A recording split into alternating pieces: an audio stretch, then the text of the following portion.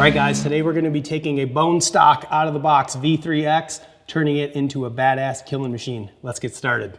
All right everybody, as I said, this is a bone stock, brand new out of the box V3X. I've never even pulled it back yet. This is the 29-inch V3X. We're going with the granite riser and we've got black limbs on it. You guys already saw my 33-inch bow. This is the one that I did the review on earlier in the year. So we're not gonna do a full bow review today. If you guys wanna see the review on the V3X 33, we're gonna drop a link down in the description. You can go watch that. You know, the biggest difference between the V3 and the V3X is gonna be some of the components that Mathews has created to go on these bows and the bridge lock technology, which, as you can see, allows you to mount a dovetail sight right through the riser. That's gonna be one of the biggest differences. We do have a new HHA sight to put on here with the short dovetail bar. It's actually made to fit these Mathews bows, so you guys are gonna see that in a little bit, but we're gonna walk through, like I said, everything I do. We're gonna replace the strings and cables with a set of ABB Platinums, install the Peep, install our nose button, sight. We got an HHA Vertus rest, and then our dead center bars. So yeah, let's get started. All right, first things first, we're gonna replace out the stock string and cables with a set of ABB Platinums that I've got behind me here. Going with a new color combo this year. We went with flow yellow and silver as our main colors, and then we did a pink pinstripe through it. So the pinstripe, when you do that on a custom string, is basically like 1 or 2 strands of that color, so it's not super overpowering. Went with the white shrink wrap. So this is brand new out of the box from ABB. So we got the bow in a press. We've got our last chance. This is a Power Ultimate. This is a new press for us, and I actually love this thing. So first things first, we're gonna press the bow. We're gonna pull off the strings and cables, put the new stuff on, and then we'll move to the next step.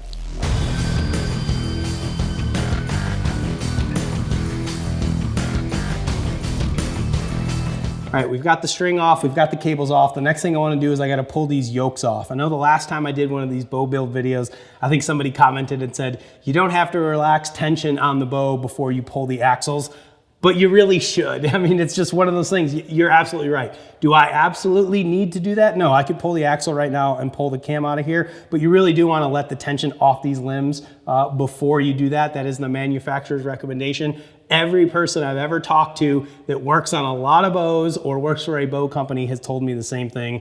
Relax tension on the limbs before you pull the axles out. So we're gonna do that next, and then we'll get everything buttoned back up.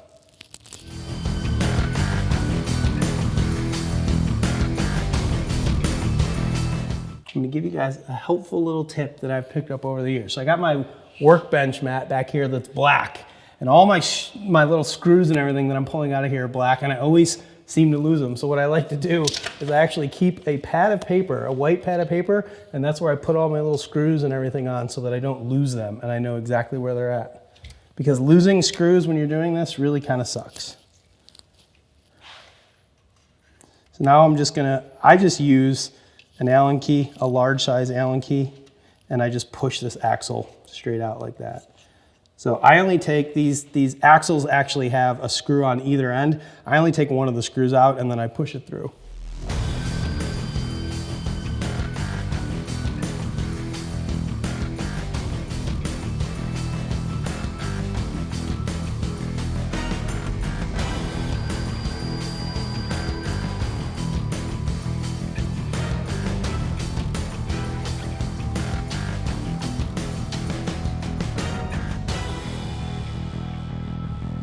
All right, well, we've got our string and cables are all replaced on this bow. Obviously, I'm gonna have to, time the cams here at some point once I get everything together. I don't think I've ever successfully replaced a string and cables on a Mathews bow and not had to adjust the cam timing. So we'll use the draw board to do that later. I did take a quick look at it, and they're pretty dang close. These Mathews bows have these timing holes right here in the cam, so you should be able to look through that and see the cable right in the dead center. This one's just a touch off, so is that one. So we're probably gonna have to do a little finagling with the cables themselves to get the cam timing properly, but that is step one, which is probably the most time-consuming piece of this whole thing, which is replacing those out, which after you do it enough times, it's not too bad. All right, so our next step is we're gonna start getting our accessories mounted on here. What I really love about this particular press, I know they cost a fortune, but I'd love to have one at my house. But it essentially eliminates the need to a certain degree of needing to have a bow vise, because I can now flip this thing up like so. It's gonna hold my bow in here, and now I can start mounting my accessories on here, which is amazing. So let's start with the rest. All right, so I'm gonna be using, I'll kind of stand off to the side here since this thing's in the way, but I'm gonna be using an HHA Virtus drop away rest. When you are mounting one of these onto the Mathews bow that has the dovetail for the Mathews Integrate rest, they actually give you a little spacer right here. It comes inside the package. Make sure you don't lose this, because that spacer goes right here on this little tab, and it's what's gonna keep your rest in place. So very, very important. You don't wanna lose that piece when you're mounting a Virtus onto one of these Mathews bows.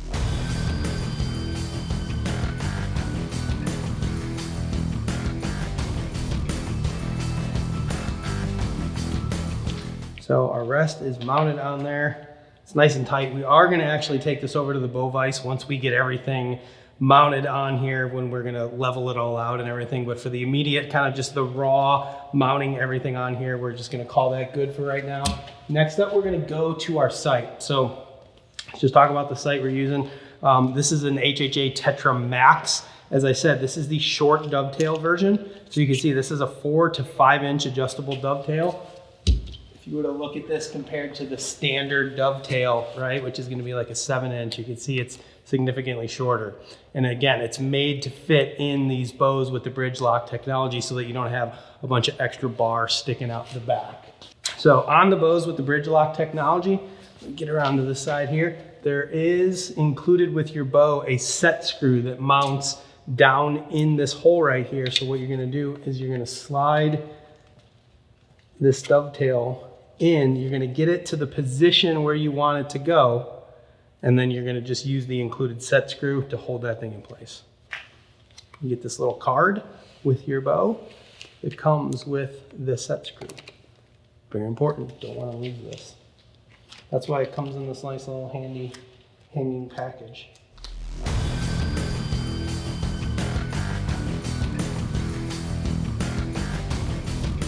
All right, so sight is now mounted up. Now, one thing to keep in mind if you guys are using an HHA sight on one of these new bridge lock bows on this V3X is this plate right here, which is the infinite adjust plate on the front of your housing, which basically is going to attach like your windage adjustment and your scope onto the actual adjustable housing itself. This thing slides up and down inside of this channel.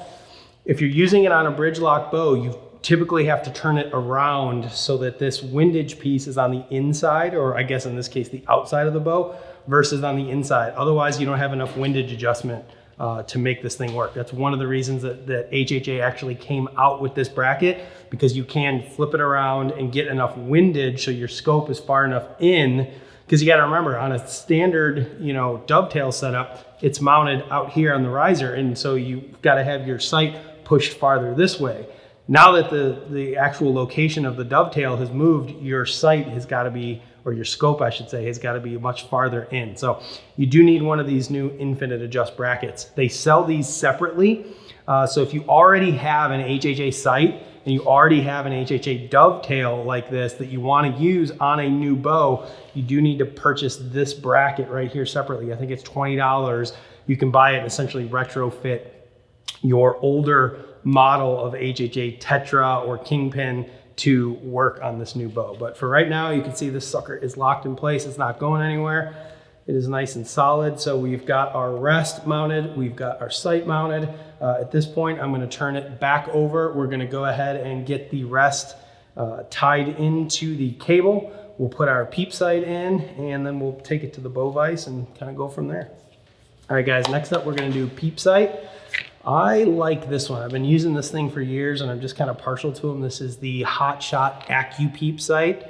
I'm not sure that it does anything really different or better than any other Peep sight out there, but I just like this one. I use the medium size, which is the 3/16. I used to always use a 1/4 inch Peep sight forever. It's just one of those things where I was like, you need a huge Peep sight if you're going to be bow hunting because it lets the extra light in or whatnot. And the reality is, like, I found that that's not necessarily the case. I'm not really taking shots in very low light. It's very, very far and few between. And with these HHA scopes, I use the 1 5/8 inch housing. The 3/16 Peep lines up a lot better. The 1/4 inch Peep is just too big for this sight housing. If you're using the 2 inch housing or any sight with a 2 inch housing, then a 1/4 inch Peep works. But if you're using the smaller 1 5/8, I found that the 3/16 Peep just seems to work better. All your strings are gonna come with this little piece through the middle. So you can separate your strands, hopefully. So there we go there. So we've got our flow yellow on one side and then our silver and pink on the other. Now, generally when I'm installing my Peep sight, what I'm gonna do is kind of figure out where my D-loop is gonna be, you know, generally right here. And then I usually measure my old bows to figure out kind of where my Peep height is. That's kind of the one advantage. So I'm just gonna stick this in here as a placeholder real quick, and I'll show you guys what I'm talking about. I just don't want to lose my separation. Come on, get in there, girl. Oh boy. All right, so typically what I'm talking about here is I'm gonna measure. Now this bow, because they're different axle to axle lengths, the string angle is gonna be a little bit different, so it's not gonna be exact, but generally speaking, the distance, I like to go from like the top of my D-loop to where my Peep is. I'm gonna measure that, and then when I put this on, I'm gonna put it in roughly the right spot because I don't want this thing to be 2 inches off. If I gotta move it a 1/4 inch one way or the other to line it up, that's fine, but I like to get a rough idea of like what my measurement looks like. So if we figure it's gonna be right about, see, it's gonna be right about there.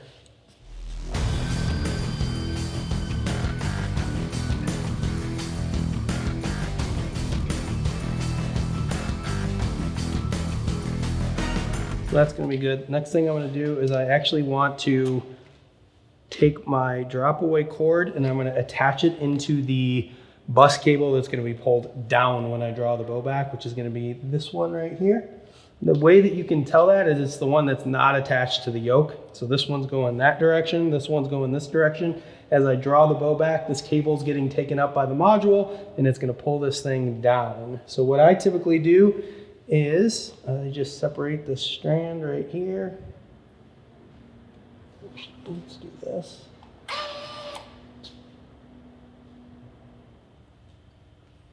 This one doesn't have to be exact because it's not really doing a ton. I'll push this through. So I'll push that through, and then once I let that out, this isn't gonna come out of here now. This is already cut and burned on this side. So what I'll do before I'm done is I'll actually just tie a little bit of serving right here to hold this in place.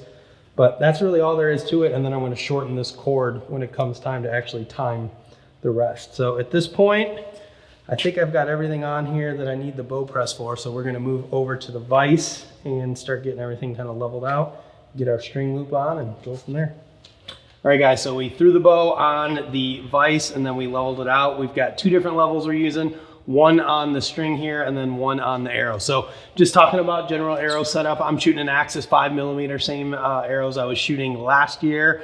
I'll probably continue to shoot them. I really don't have any reason to change. So next thing I'm gonna do is I'm gonna actually level this thing out. So when you're setting up one of these bows, you wanna set it so that the center of your arrow is going straight through the middle of the burger hole over here, which is essentially just the hole where your rest is mounted. So I'm typically gonna come in here and I'm gonna eyeball it up. I mean, it looks like it's going right through the center of that hole right there. I'm gonna use a piece of serving to just tie a small knot to hold my arrow in place as I level it out. So you can see here that I'm maybe just a skosh knock high. I mean, just a touch, which isn't terrible. If you're gonna go one way or the other, you certainly wanna go knock high instead of knock low. I like to get it as close to level as possible. All right, so right about there. That bubble's right at the back of that line right there, which is pretty good for what I'm doing. You can see, and this is just kind of my ADD and somewhat attention to detail, but you could see here on my bow level here, this bubble is actually towards the front. So I'm going to put that one towards the back, and they're going to kind of meet somewhere in the middle, right? That's going to be pretty close to level. So I'm just going to tie another knot in here real quick, and this is going to ultimately serve as my knocking point, and then I'm going to tie my D-loop around that. I personally like to put one above and below. I know some people only put them above, some only do below. I usually tie one both above and below, and then tie my D-loop on from there. So the one on the top is good. I'm going to tie it off and then burn the ends, and then we'll do the same thing on the bottom. Some people like to do this when the bow is actually hanging, and they'll essentially your arrow is hanging down from the string. You could do it either way. I usually do it when it's in the vise like this. So I'm gonna take, one thing I will say is having a nice little good pair of sharp scissors really comes in handy when you're working on a bow. So you're not using your knife or a razor blade all the time. I've got enough extra here that I can tie this bottom off as well.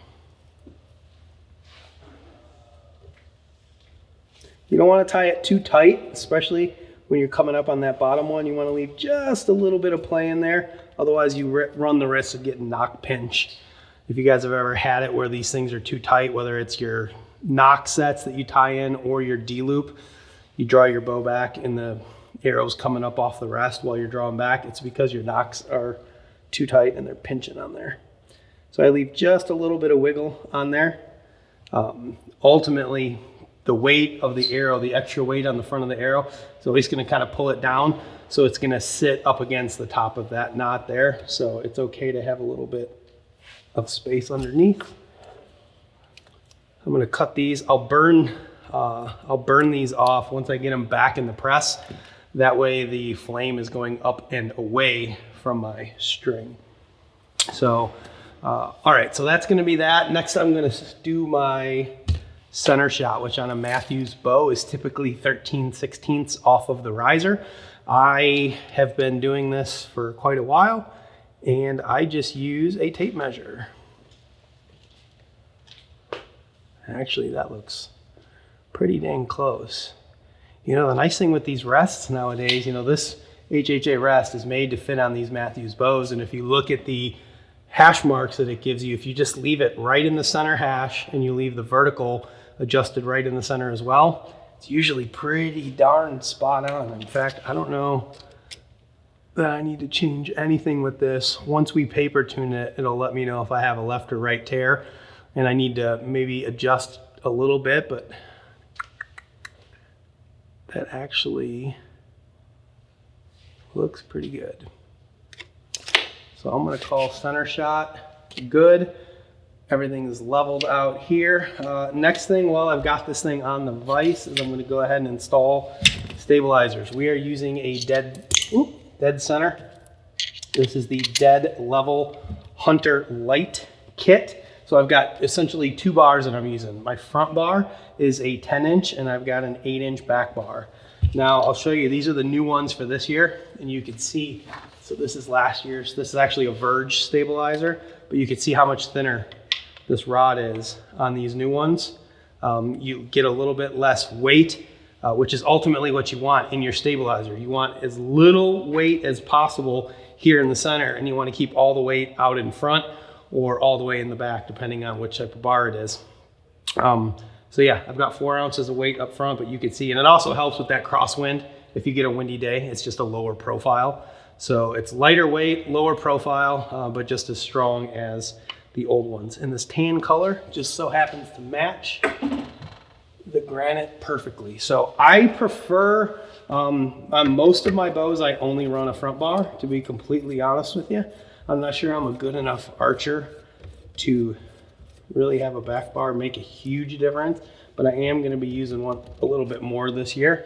So I personally like, if I'm going to run a back bar, they make ones where essentially, and you could even do that with this one, I could sandwich this in between my front stabilizer and the riser of the bow, but I like to use the back stabilizer bar. It actually gets it down a little bit lower and moves that weight to the back and allows this to come back farther out here. So I'm not actually gonna mount this on here right now because they do sometimes get in the way when you put them on the press. But yeah, eventually I'm gonna put that on there, but we're just gonna use the front bar for right now. I will go ahead and just snap my nose button on here real quick. I know some people like these, some people don't like them. I personally like them. I think they're very handy. All right, so next thing I'm gonna do is actually tie my D-loop on so that I can draw this bow back and I can finally get my peep and my nose button height set exactly how I like it. So I'm gonna go ahead and do this. So what I like to do is pre-cut my D-loops. I'm using BCY number 23, I think this is what it is, number 23, the loop material. We're going with the hot pink to match the string. I pre-cut these at about 4 inches long. This number 23 is a pretty thin, pliable material. You can see that it's kind of floppy, whereas, a lot of D-loops, string, this stuff here from Pine Ridge is real kind of taut, so it's, you can see the difference between those two. I like the more pliable stuff because when I'm shooting a thumb button release, there is some torque on that loop when I anchor, and I don't want it to be torquing my string too much. I know some of the guys that I hunt with and some of my friends swear by having the stiffer loop material that always is going to be, sticking out, whereas mine, this one's not the best example, but a lot of times what'll happen with my loops is they'll kind of droop like this, like that versus sticking straight back. So it's just personal preference on, what kind of material you guys like to use. But I like to pre-cut this. I cut it at 4 inches long, and I cut it the same every time. That way I know my D-loops are always the same length. So we're gonna go.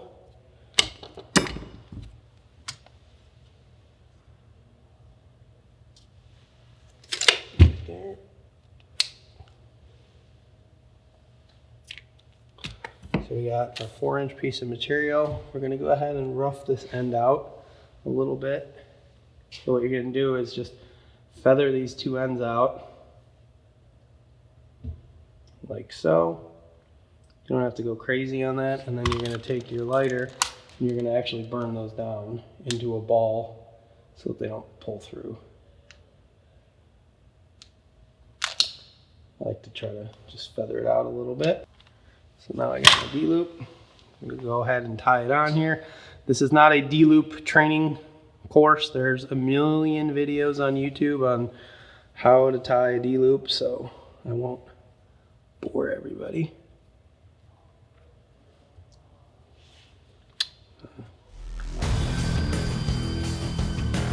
Here's the thing with D-loops that I've found over the years of doing this, right? So you can see I tied my D-loop on here and look how teeny tiny it looks. And I remember when I first started doing these things, I was like, there's no way that's enough material for me to actually put my knock on there and then clip my release on. If I had my D-loop pliers, which Todd stole, we could use those. But in a pinch, you can use a set of needle nose pliers. So you're basically gonna put these in here and then you're just gonna pull this out, right? And you'll see this material does stretch a halfway decent amount. So now I've got a big enough loop where I don't like to shoot a giant D-loop personally, but I can put that on there and then where'd my release go? And I've got plenty of room to clip my release on. A lot of times I'll actually use my release to do this. So there we go. I personally don't like a super long D-loop, so there you go. You can make it as long or as short as you want.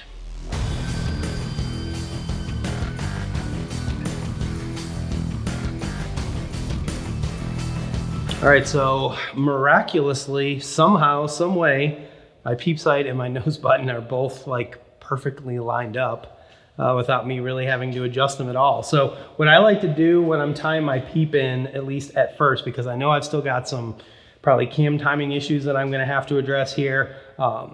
So I don't like to tie this thing in permanently yet because I just don't know if I'm gonna have to, nudge it a little bit up or a little bit down. So when I tie this thing in permanently, I'm gonna use the PJ Riley method. If you watch his video from Lancaster Archery of tying essentially a knot both below and above the peep. But for right now, I'm just gonna tie a knot around the peep, essentially just a couple, I like to double this serving up like that. go around the Peep. Of course, all the Peep sights have got a little channel in them where this serving can run. But I'm pretty much, this is like a temporary thing, just so that the Peep doesn't come flying out when I'm sighting this bow in and shooting it. So that's really it for right now. So I'm going to temporarily tie this Peep in. I will replace this later with something a little bit more secure. But I do want the ability to potentially move this, you know, like I said, a little bit up or a little bit down if needed. So that's what I'm going to do right now. I'm not even going to bother burning this down because I know it's coming off anyway. So I'm just going to cut it. Actually, yeah, I did 2. So that's good for right now. Same with the nose button. Mr. Bomar recommends a constrictor knot. If you don't know how to tie one of those, just watch his video. I always have a hard time tying this on the actual nose button itself.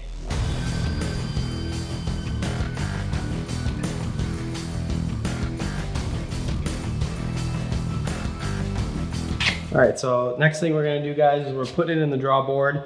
This last tranche draw board is nice because it's actually just kind of built right into the press. Anytime you're using a draw board, just be very careful. These things come with a safety. You wanna make sure you use them just in case your D-loop breaks or something happens. You wanna make sure that this piece is wrapped around and then through the hook, and it actually goes around the string. So if my D-loop were to break, the bow's not gonna take off. You do wanna make sure that everything's lined up. You're not pulling side to side. It is easy to derail a bow on a draw board. My buddy Matt Miller taught me that. But essentially what we're gonna do is we're gonna crank this thing back. And what we're looking for here is to check our cam timing. So what we're checking here is gonna be our cam timing, right? And so on these bows, the draw stop is a cable draw stop. So it's that little felt piece right there that impacts that cable, right? And I really don't want to have my hands in here if I can avoid it, but that piece is going to impact the cable. That's what's going to be your draw stop. And what you want to do is you want to make sure that your draw stop on top and bottom are impacting the cables at the same time. So we can see the one on the top is about 1/8 of an inch away. We're going to give it 1 click and it's just barely touching. And what we can see down here on the bottom is that our bottom one is not quite touching. Yep. All right, so we've got a small cam timing issue. It really wasn't too bad. I'm thinking we're probably a half twist out from being perfect. So our top cam was hitting first before our bottom cam. So we want to put 1/2 of a twist into the top cam. Maybe a little bit more.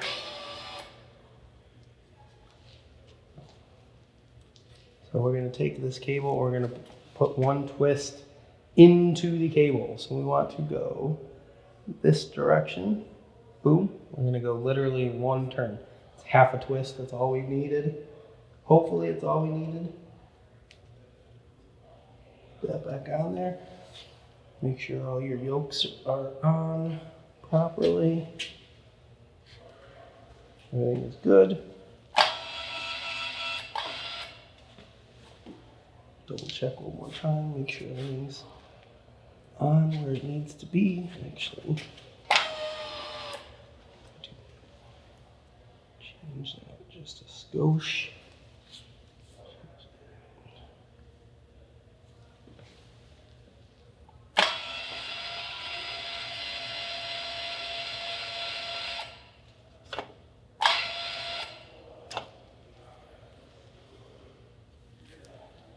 Looks just about perfect. You can usually tell when you're going to get it just based on the timing marks, right? This cable is going smack through the center of that timing mark. So I think we're going to be good this time around, but we'll double check it just to be safe. Again, I'm just a weirdo about draw boards in general. They freak me out. I always like to have an arrow in there just in case something lets go. I don't want to have the bow dry fire.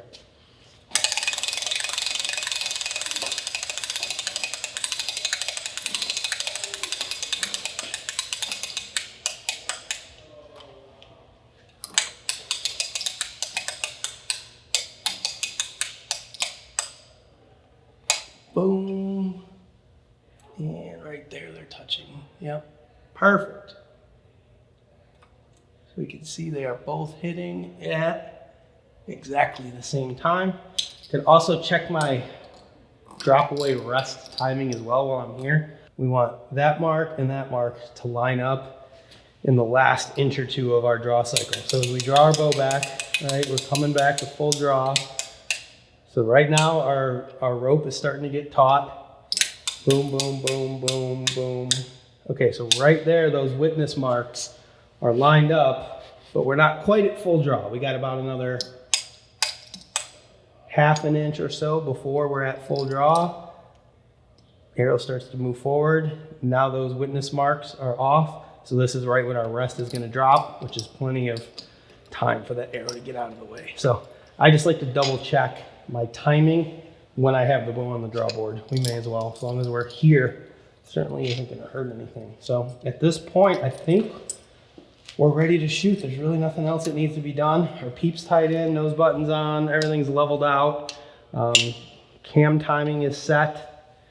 Everything should be good to go at this point. Shoot this bow, see how it feels, shall we? All right guys, here we go. First shot out of the bow. We got a couple more little things to do. We got to get the quiver on, finish tying some stuff in, get the back bar on, do some stuff like that. But generally speaking, everything's good. I will paper tune this bow at some point. I just don't have time to do it today, but if we did our job right and everything works, it should be pretty close. So let's take a look. Feels good.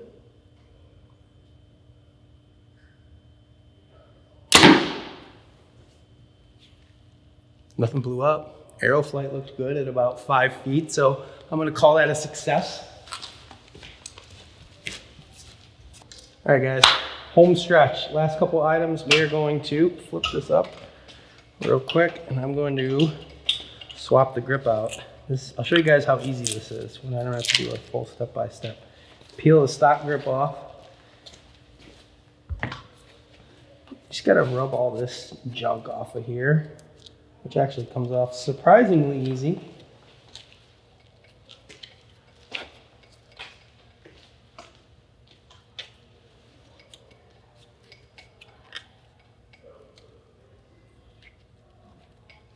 I've just gotten so used to shooting the side plates. When I shoot the full grip, it feels weird to me now. So I do side plates on all of my bows. Personal preference, I think. It does affect the draw length of your bow a little bit. So you just gotta watch out for that, because you know, when you're shooting this grip, you've got the thickness of the grip itself where your hand is sitting, right? Between your hand and the riser. And now that you're shooting right off the riser, it actually makes the bow a little bit longer. It's part of the reason that I tie my D-loops so short. I'm right between like a 28.5 and a 29. And when I go to the side plates, sometimes the bows feel a little bit long to me. So again, part of the reason I do a short D-loop there. Let's see here, what do they give us? They give you some alcohol swabby here. Oops. Just to clean this off, make sure there's no residual junk on it. It's gonna interfere.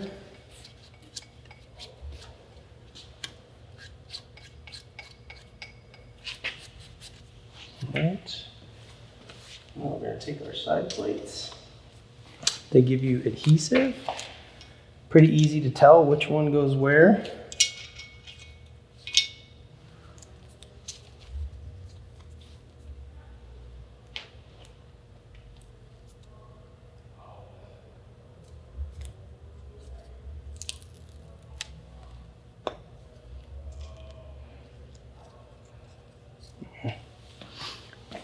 I like to put it on the bow first. That's just me. I'm not sure if that's the right way or not.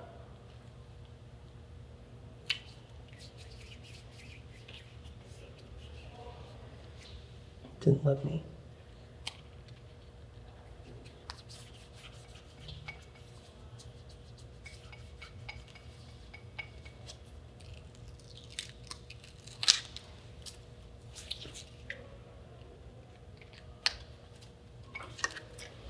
And that's it. Side plates are officially on the bow. All right, let's put our back stabilizer bar on next.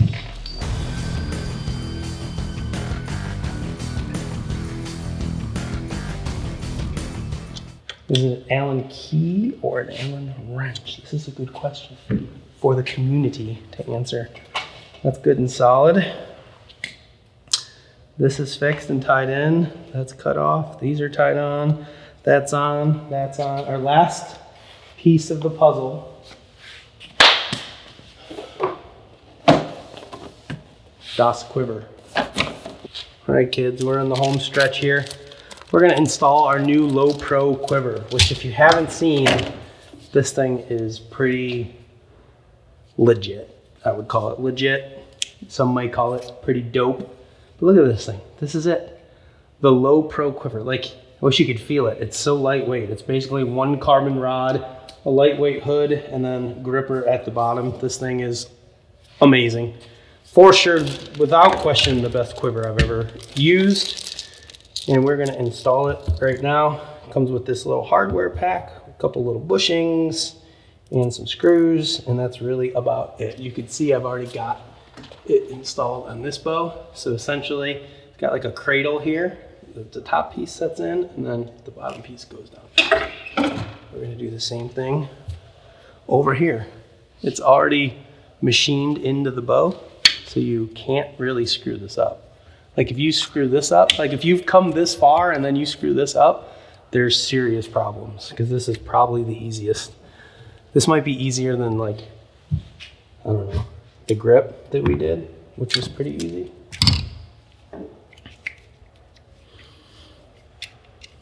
The hardest part is finding the correct Allen key, wrench, whatever, to put in there.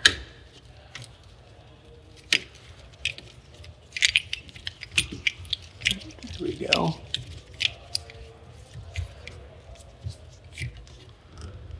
Tighten her down. I will show you guys what I'm talking about. See, this thing is machined. It's keyed, if you will, so it can only go in one way. You can't screw it up. They make it that easy. It might be as easy as screwing a stabilizer in your bow. All right, so there we go. Brackets installed. We're gonna see which one I like better. If I like the granite, which matches the riser, or do I like the black, which matches the limbs? But if I go with a black, do I also have to change my stabilizer? This color coordination stuff is serious business, guys. Anyways, come on, get in there. I'm gonna drop you in there. Come through like so. Get in there. Oh, it's hitting this thing because I got it in the dang vise. There. Let's take it out.